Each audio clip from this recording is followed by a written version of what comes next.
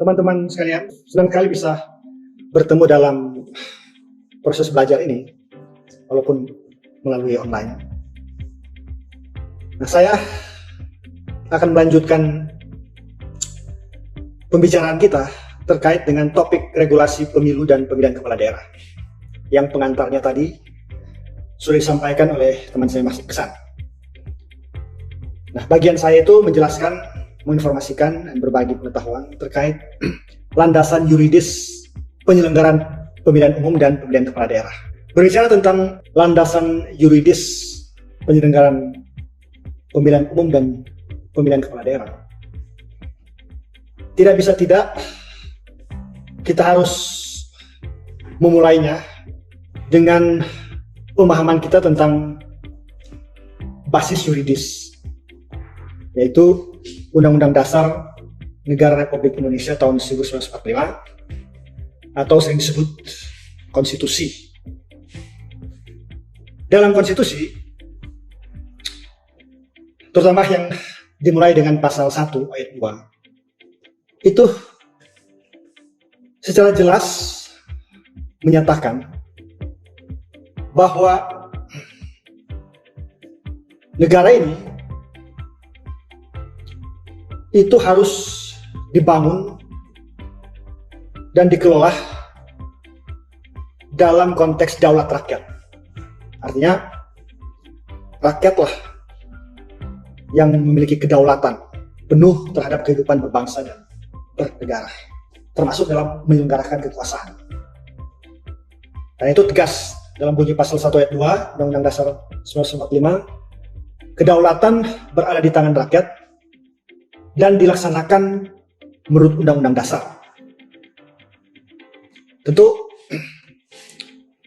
harus diuraikan secara rinci terkait pelaksanaan daulat rakyat itu.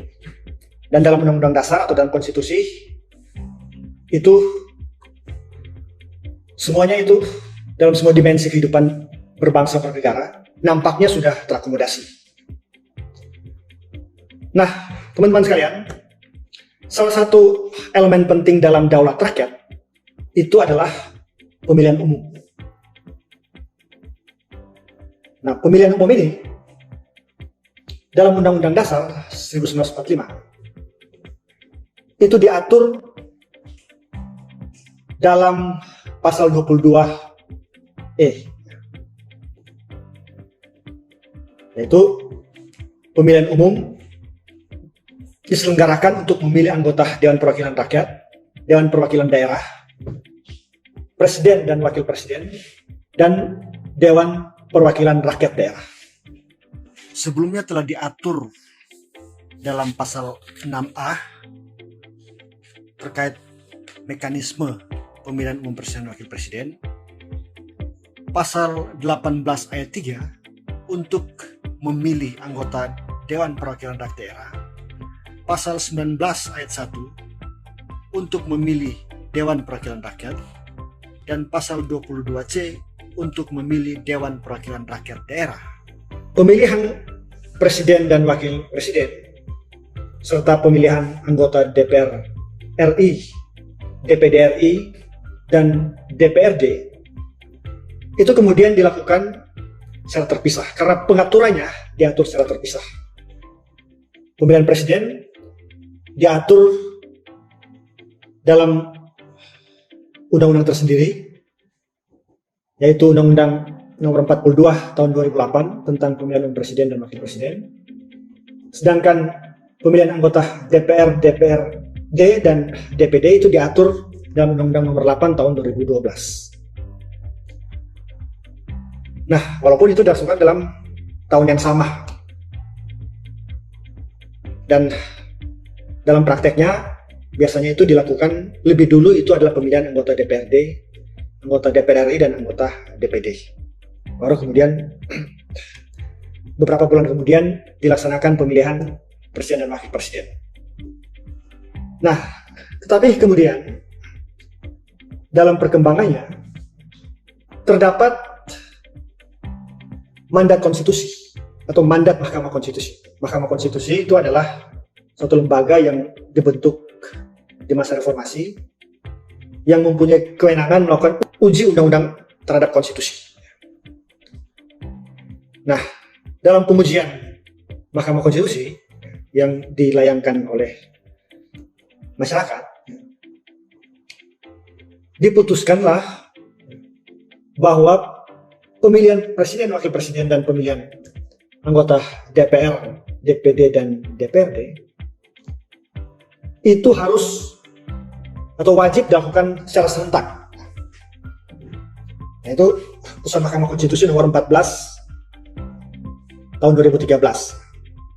Mahkamah Konstitusi menyatakan bahwa dua pemilihan umum itu harus disatukan dalam satu pemilihan umum, yang kemudian kita kenal dengan pemilihan umum serentak tahun 2019. Nah, karena itu basis pemilihan umum tahun 2019, basis yuridisnya itu adalah Undang-Undang 7 tahun 2017.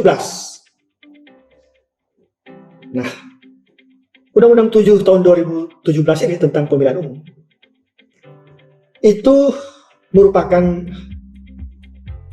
penggabungan dari 3 undang-undang. Selain 2 tadi, berdasarkan putusan Mahkamah Konstitusi, pemilihan presiden, wakil presiden, dan pemilihan anggota DPR, DPD, dan DPRD, juga digabungkan Undang-Undang nomor 15 tahun 2011 tentang penyelenggara pemilihan umum.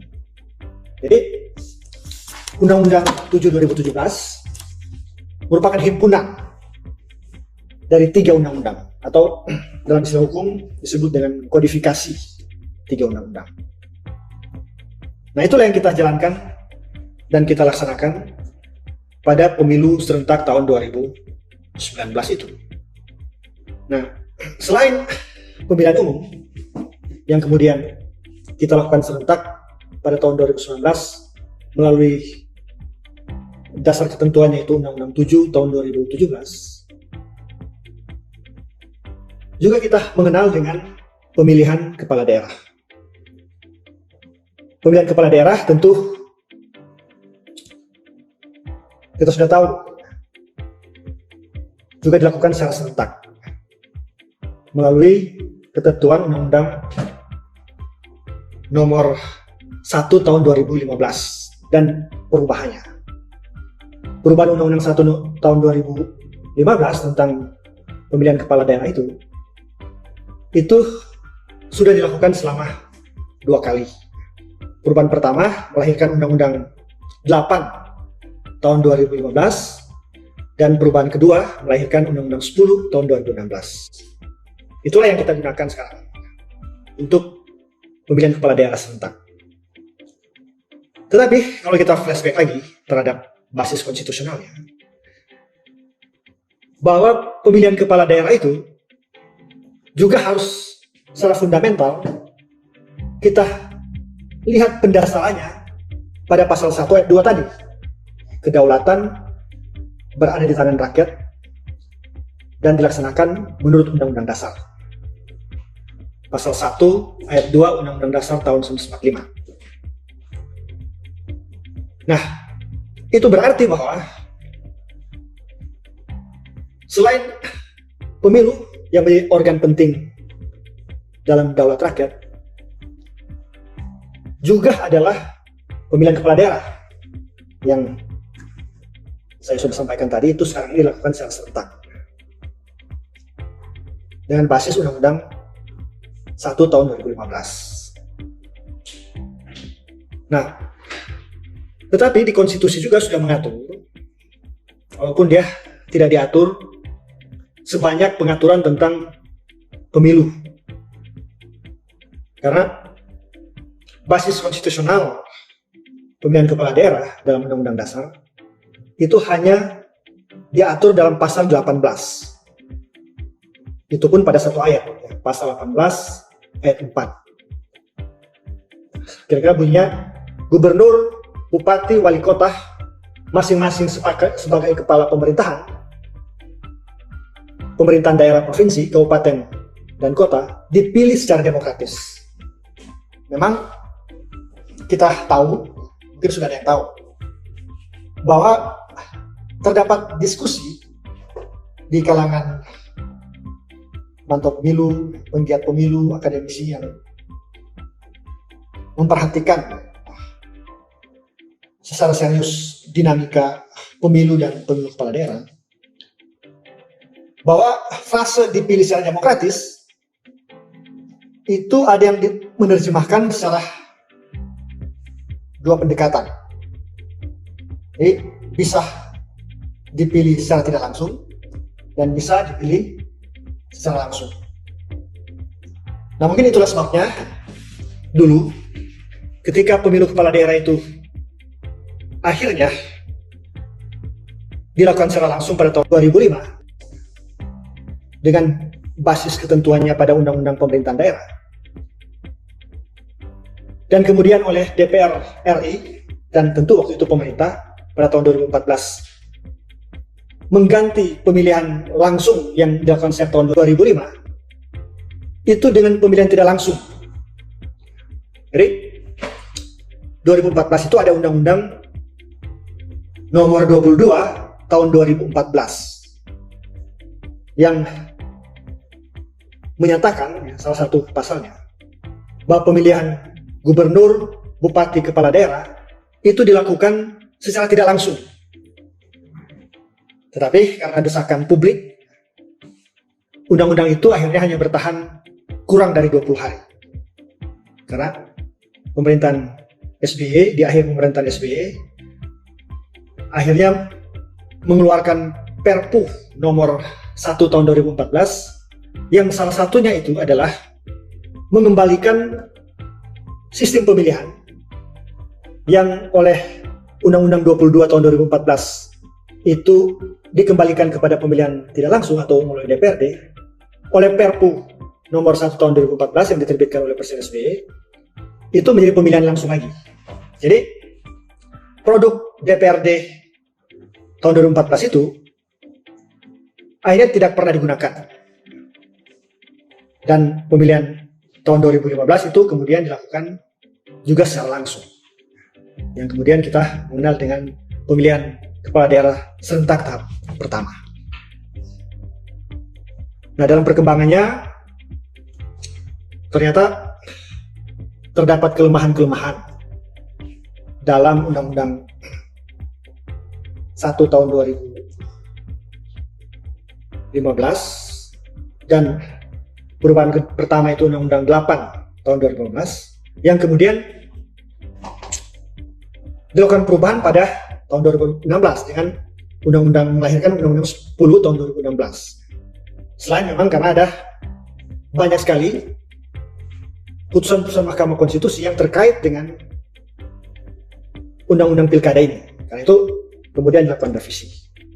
Nah, pasca Undang-Undang 10 tahun 2016 itu beberapa kali juga dilakukan proses judicial review ke Mahkamah Konstitusi oleh masyarakat, dan beberapa dikabulkan. Termasuk yang terakhir itu adalah terkait dengan nomenklatur sisi berdiri dari Bawaslu Kabupaten Kota, yang dalam Undang-Undang Pilkada masih diatur bahwa pengawasan pemilihan kepala daerah itu dilakukan oleh panitia pengawas pemilu kabupaten kota, oleh Mahkamah Konstitusi melalui judicial review oleh beberapa teman Bawaslu atau kabupaten kota, itu kemudian dikabulkan oleh Mahkamah Konstitusi.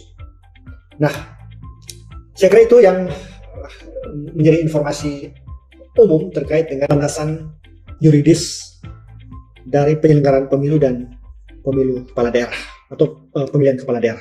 Nanti kemudian teman-teman saya yang lain akan menyampaikan secara lebih detail terkait ketentuan perundang-undangan dalam pelaksanaan pemilu dan pemilihan kepala daerah, problematika hukum kepemiluan, dan aplikasi regulasi dalam pemilu dan pemilihan kepala daerah. Saya kira demikian, terima kasih.